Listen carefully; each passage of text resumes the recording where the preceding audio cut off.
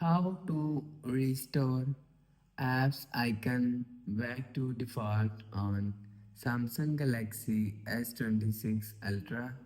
So let's start the video. First of all, go to app library. So just swipe up. Now here, so click on settings app. Now in setting, scroll down.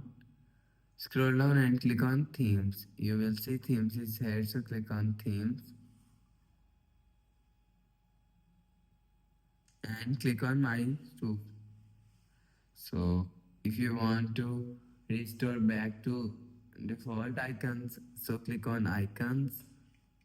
So after click on, you will see click on default. So after click on default, click on apply.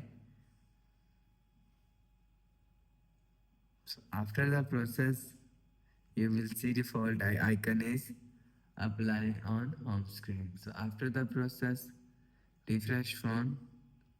So that's how you can restore apps icon back to default on Samsung Galaxy S26 Ultra. So if you like the video, please subscribe. Thanks for watching.